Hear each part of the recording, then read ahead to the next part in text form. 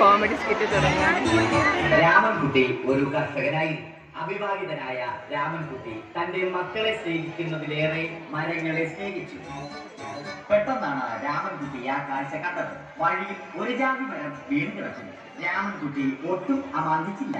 ആ മരം പൊക്കാൻ ശ്രമിച്ചു.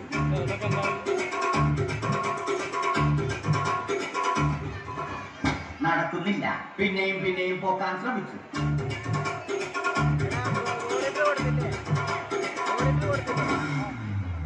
നടക്കുന്നില്ല. രാമൻകുട്ടി വഴിയെ പോയവരെ എല്ലാവരെയും സഹായത്തിന് വിളിച്ചു.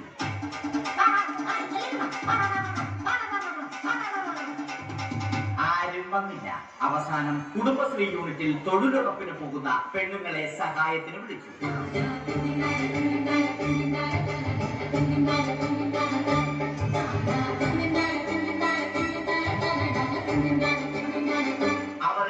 അവർ അവരുടെ സ്ഥിരം പണി തുടങ്ങി. അത് കണ്ട് ദേഷ്യം വന്ന രാമൻകുട്ടി മരത്തെ ഒറ്റയ്ക്ക് പിടിച്ചു പോകും.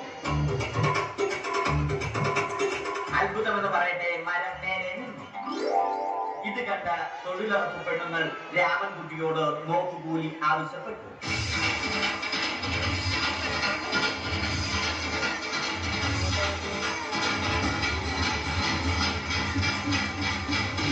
പോക്കറ്റില്ലാത്ത ബനിയൻ ധരിച്ച രാമൻകുട്ടിയുടെ പോക്കറ്റ് വരെ കീറിയിട്ടാണ് പെണ്ണുങ്ങൾ പോയത്.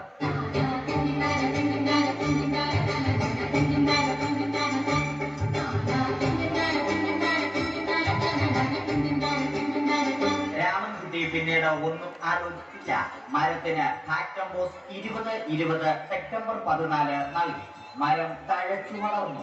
ഇത് കണ്ട രാമൻകുട്ടിക്ക് സന്തോഷം വന്നു. സന്തോഷം വന്നാലും ദുഃഖം വന്നാലും രാമൻകുട്ടിക്ക് മരത്തിനു ചുറ്റും ഡാൻസ് കളിക്കുക എന്നുള്ളത് രാമൻകുട്ടിയുടെ മാസ്റ്റർ പീസ് ആയിരുന്നു. ആ മാസ്റ്റർ പീസ് രാമൻകുട്ടി ഇവിടെ എടുത്തു.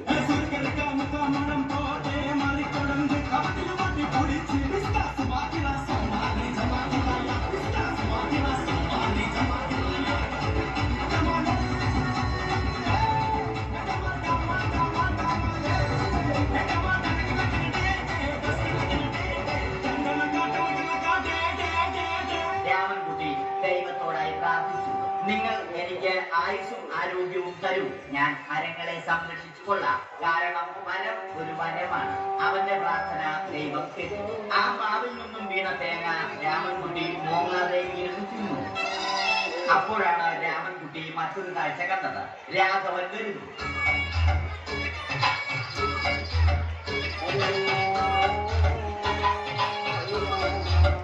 മരം മുറിക്കൽ ഹോബിയാക്കിയ, അതിലുപരി ജോലിയാക്കിയ രാഘവൻ മരങ്ങളുടെ ശത്രുവൻ. മരങ്ങൾ മുറിച്ച് ഫർണിച്ചർ പണിയുന്നത് തെറ്റൻ. അവനെ ഇതിൽ നിന്നും പിന്തിരിപ്പിക്കണം. അവർ തമ്മിൽ ഒന്നും രണ്ടും പറഞ്ഞു. സംസാരം മൂത്ത് വാക്കേറ്റമായി. അത് പിന്നെ അടിയിൽ കലാശിച്ചു.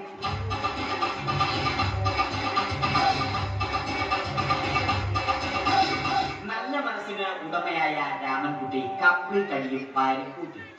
ഒടുവിൽ രാമൻകുട്ടി സർവ്വധൈര്യവും സംഭരിച്ച് രാഘവനോടായി അലറി.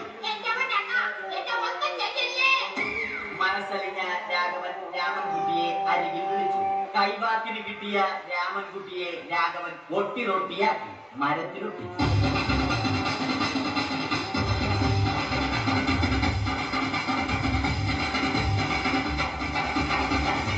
ഇന്നത്തെ പണി കഴിഞ്ഞ രാഘവൻ സംതൃപ്തിയോടെ വീട്ടിലേക്ക് മടങ്ങി.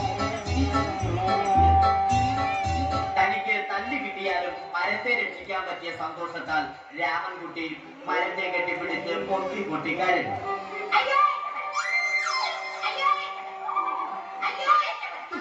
കാരണം മരം ഒരു മരമാണ്.